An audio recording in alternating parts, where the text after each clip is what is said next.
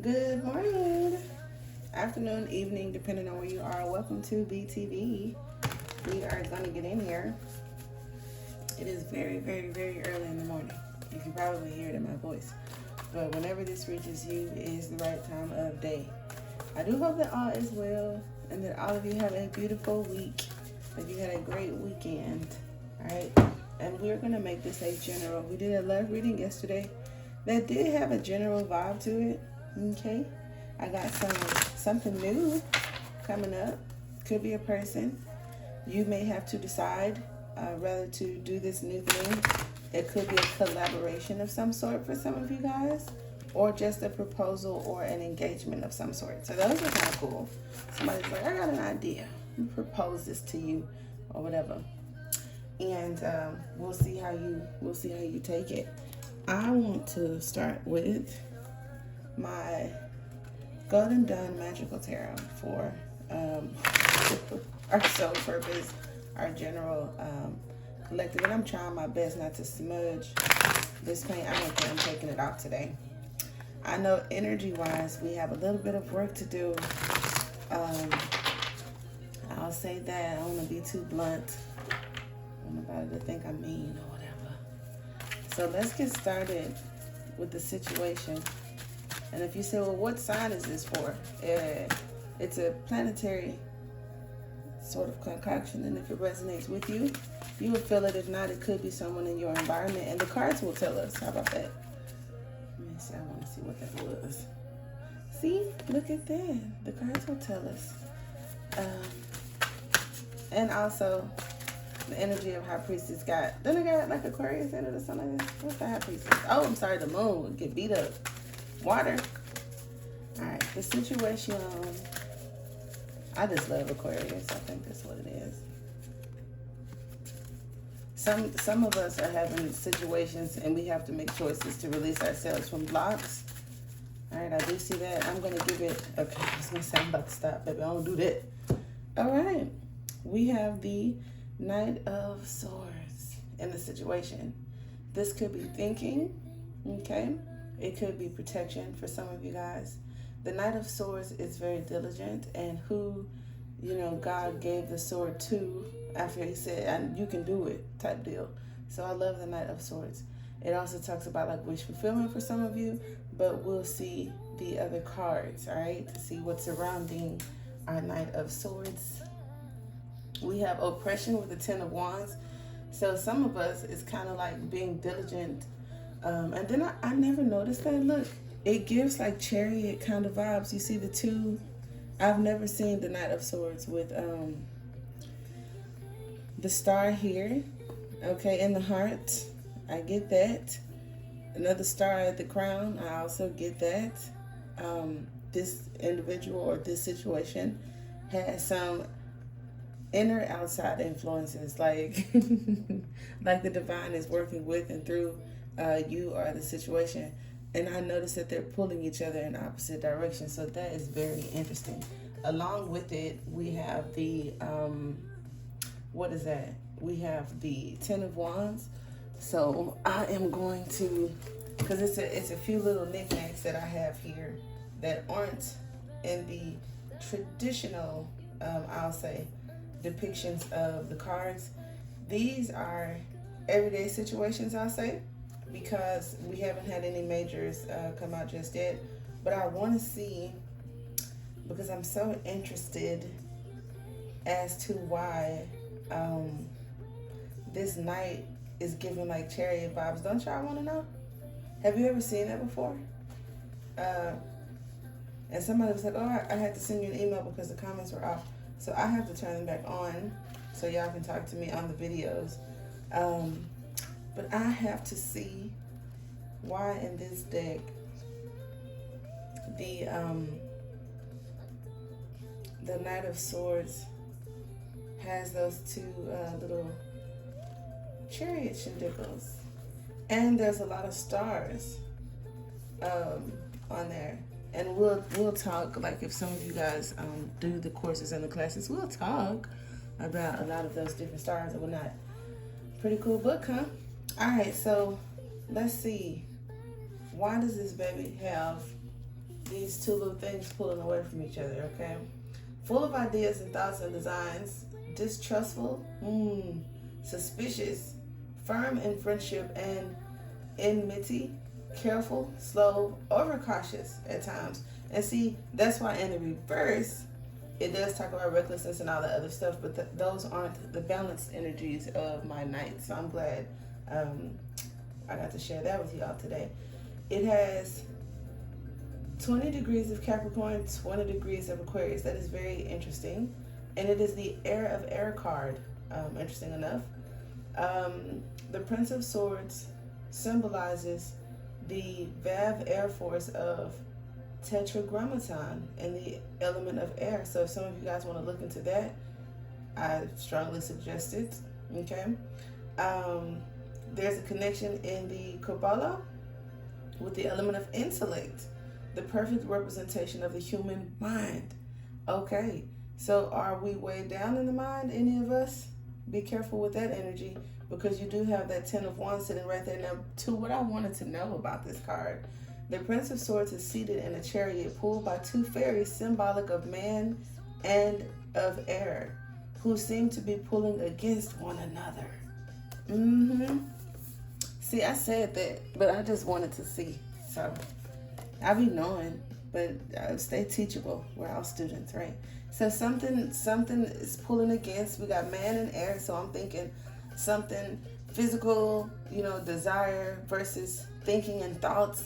And then you have the 10 of Wands here in the challenge, the potential challenge of the situation. And it's physical as well. It's heavy.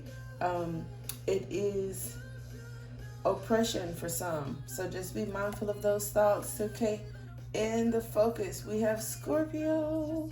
Transformation, we have death. Unfortunately, if there are any endings, okay, any wrecks, that could be heavy, holding one down, okay? In the recent past, we have the Princess of Swords, which is communication, text message, and email. It also talks about learning, right? So I appreciate now, though some of you may be burdened or may have experienced burdens, the Princess of Swords is just like that Princess of Cups, trying to figure out how to hold that thing, because the sword is too big for her, right? She's trying to get it together. And it's like, it's bigger than me. The situation could be bigger than you.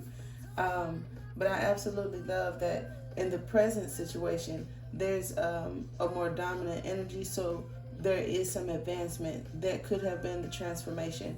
And for some, it may be heavy. You know what I mean? It's not easy, okay?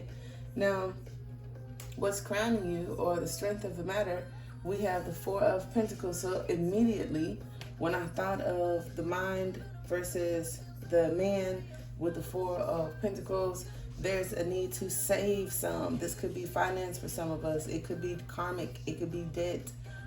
It may have something to do with holding on or need to let go, preservation of some sort. But it does talk about your earthly power, and for some of you, it may involve possessions, okay? Here we have the Hierophant in the near future, which is Taurian energy, all right?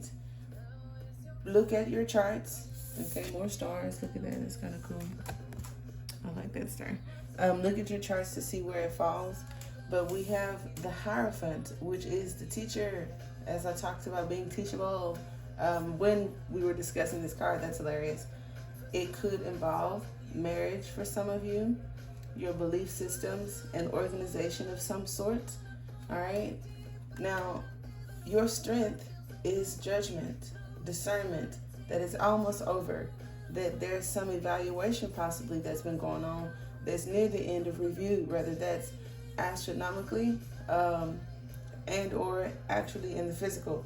So when we have thinking and the mind and the man, and then we have judgment, both of these are connected to like the archangel kind of energy. They're messengers, so it's like something to learn or something to be heard, something to be passed on or something to be given from the situation. It doesn't always have to be informative. It could be just like a longer journey. But I'm going to keep pulling, and we're going to take clarifiers, okay? In the environment, we have the King of Swords. Now imagine that. The past situation, we have the Page. The present situation, we have the Prince. And then we jump way on to the mastery aspect where it is focus. It is the head. Okay, look at that star with the wing. Let me see. You see that? Like right there. Super cool. And then look at the heart. Oh my God. So look. Oh, that's crazy.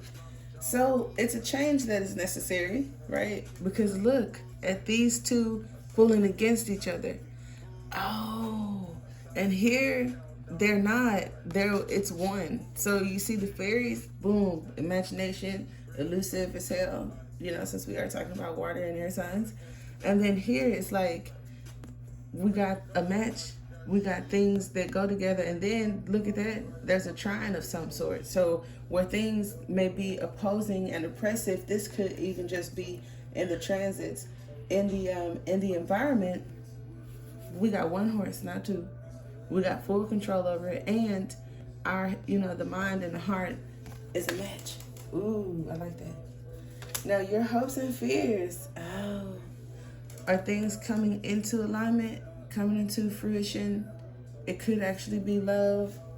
It also just talks about, the brain, the two different sides of it, that, the left and the right, if you're into that kind of thing or know about it, look into it or whatnot. But there's a need for us to speak gently or speak kindly to ourselves and probably to others, because I know there could be some verbal miscommunications that may lack harmony, okay?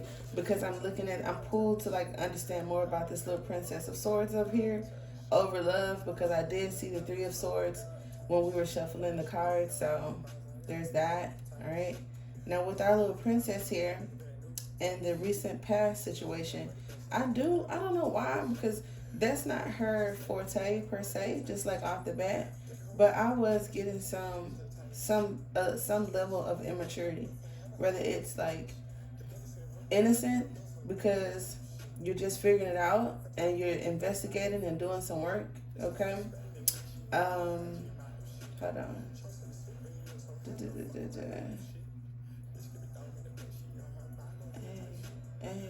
Now, I don't know if some of you guys are going to meet a security guard or you got a security guard coming your way for some reason regarding the situation.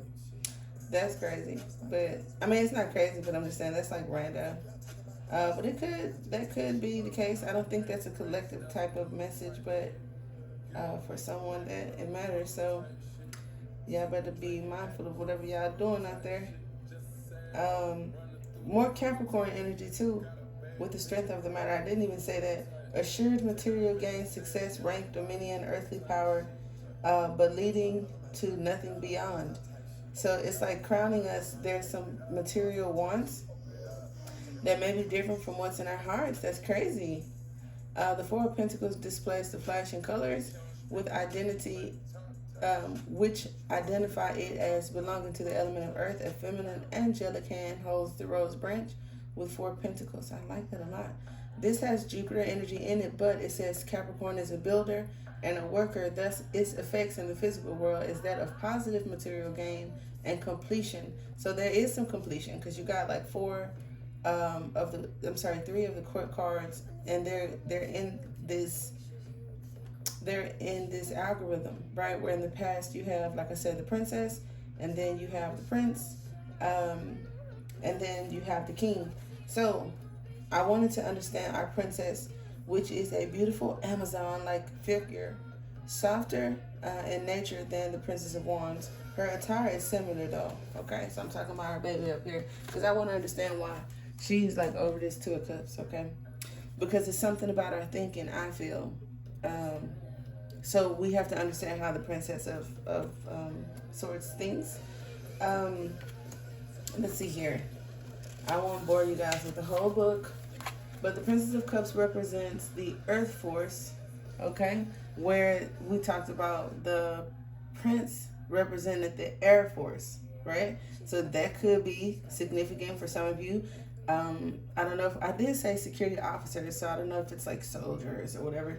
I don't know if this is like a collective sort of message, but I did say it could be for someone or just like a little nudge that something else that was said may be for you. If you say, oh man, you know what, I such and such, maybe it's reading this for me, and then you go back and listen to it again.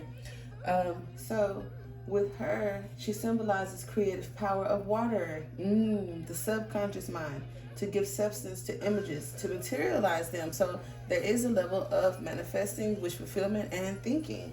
All right, see, ain't nothing wrong with me double backing to say, what was that? Why is that right there? So now, since we're talking about manifesting and thinking, as well as the earth and the waters and all that, the tetragrammaton and all that, I do want to take a step back, and then I'm going to pull clarifiers to be less of a perfectionist and understanding your guys' message. When the Hierophant popped up, I just got on it and got off it because it's in the near future, and I was like, the rest of the cards are going to help us understand, all right? But the Hierophant talks about a stable foundation. So in the near future, there's a stable foundation. You are thinking about your earthly possessions and powers and probably preserving some coins or whatever. Stick to that, okay? I feel like if there are any challenges with transformation and change, I would say look at the bright side to that, okay? Because we don't want to get overwhelmed by our thoughts when you are in a nice position to win the war and not just the battle. So just be mindful of that. Okay, so we also have here the divine wisdom and manifestation, explanation, teaching, differing from. So some of you that are students could be teachers, and others of you that are students in the near future, get a teacher, okay? Because you're not letting go, you're not giving up, but there's a but, okay? So just keep that in mind. That is kind of cool. See, touch bases on that. And that's for the near future, okay?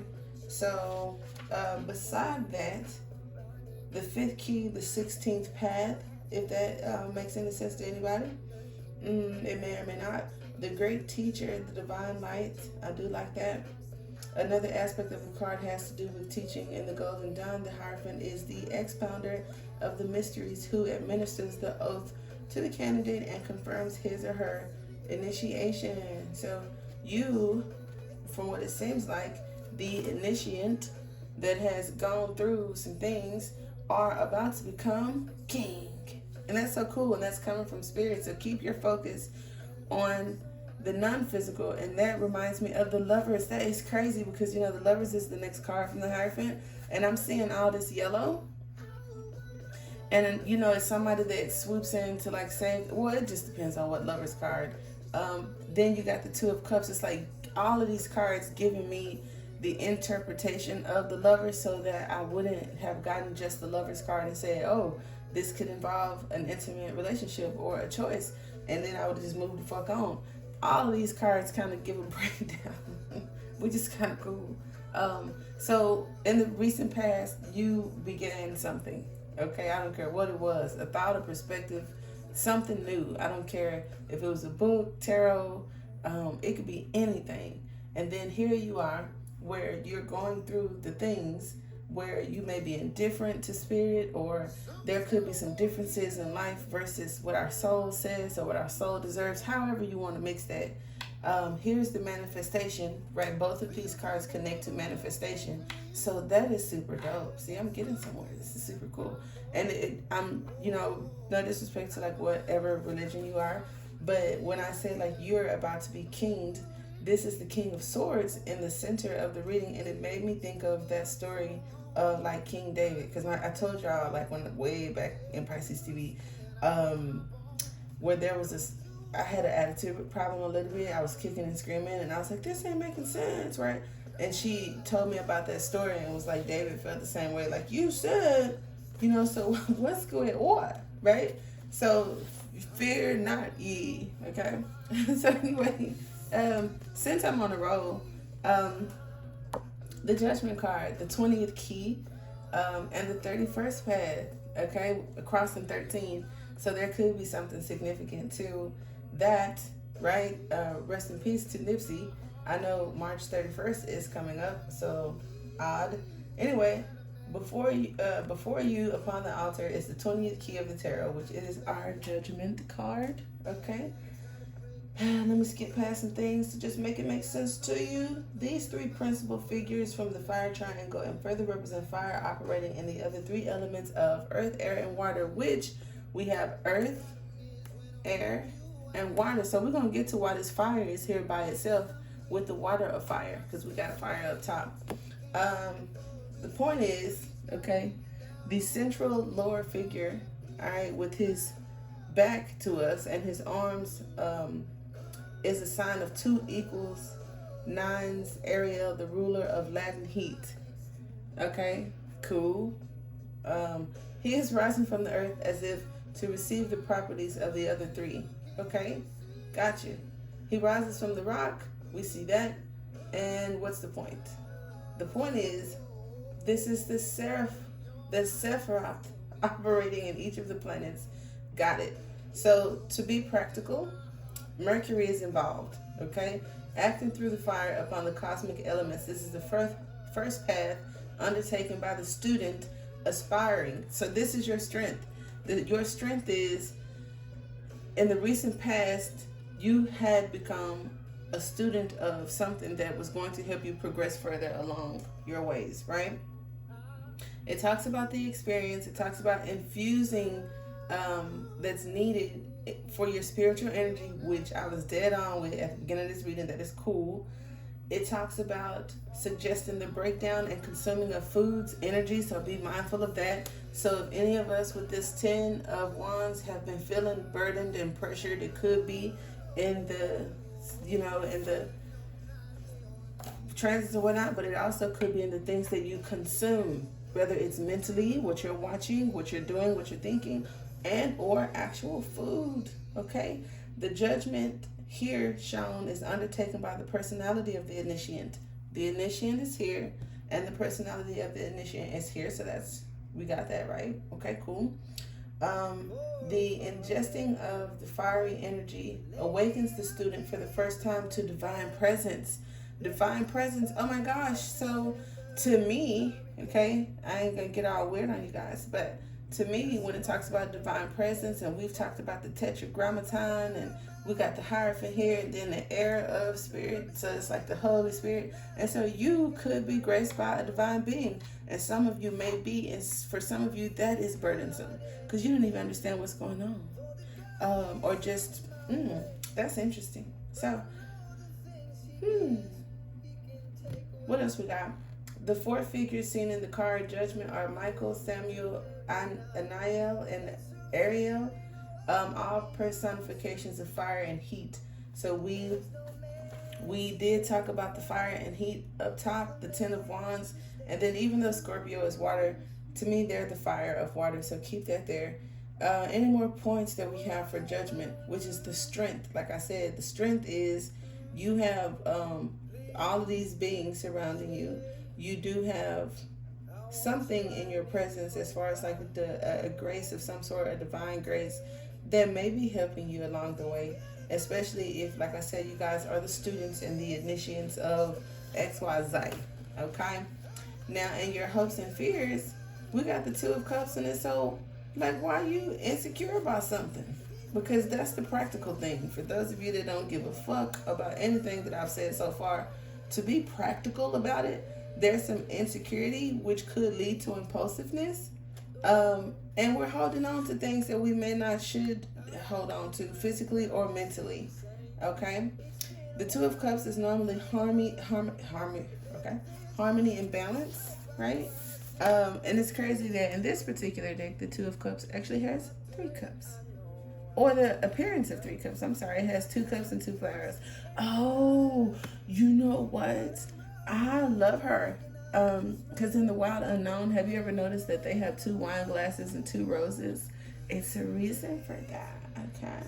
So with the 2 of Cups, this is Venus in Cancer, 1st through 10th degree, that represents love. And I do know that Venus is currently doing something. So in the hopes and fears, maybe there needs to be some sort of peace, just to keep it simple, right? We need to be on one accord with our hopes and our fears. Like, I don't want to have anxiety over my hopes, and I don't want to be depressed over my fears. You know what I mean? There has to be some harmony and balance within it. Also, harmony and balance within masculine and feminine unit, because these two, okay, could be a unit of some sort. And this third string would depict how they talk about marriage, especially those of you that may have soul ties and spiritual marriages and or physical marriages. So there's this third string that is outside of you guys and in the unseen, okay, kind of doing some stuff, all right, or something like that. The Two of Cups, what else could it give us as far as in the hopes and fears? In this card, the blue cloud element represents water. We got that. It is feminine energy, but it does harmonize with masculine energy because it talks about solar energy and lunar energy. And we have dolphins in here that represent that. And then we also have silver in here that represent that. Another thing, and it talks about something flows and eventually reaches the material earth. So your manifestation, your inheritance, if you're like, where is my money at? My natal chart did say that I was going to inherit something too. And I'm old. Okay, I'm just going to say that I am OG millennial. And I do wonder sometimes, I've had a couple, not to put y'all in my business, but as far as like some big shebang bang inheritance, I'd be like, ooh, where is it, right? So some of y'all may have it in you guys' chart, and this card does talk about, not this one, but the Four of Pentacles does talks about inheritance, and this Two of Cups just talked about that as well, where it goes from the other side into the physical side, and here it comes, baby. Okay, so for some of you, that's good karma. It's a harmonious change due to the benefits of that Knight of Swords energy, where you going in and you protecting and you thinking and moving and doing and just slaying.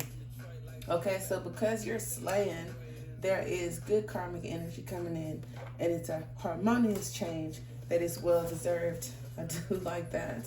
Oh, look, and I'm so right. Okay, so I am a narcissist. Forgive me, but I am so right. The Ace of Swords and the Sun card has always been like my clarifiers. So when I see them after I say something, I get super excited. Here is the Sun card. Here is the marriage. Here is the bliss. Here is nothing can go wrong with this card. Here is the two that started out going the opposite ways because of their thoughts or communication. They are now, look at that, the masculine, the feminine, the earth, the water, all that.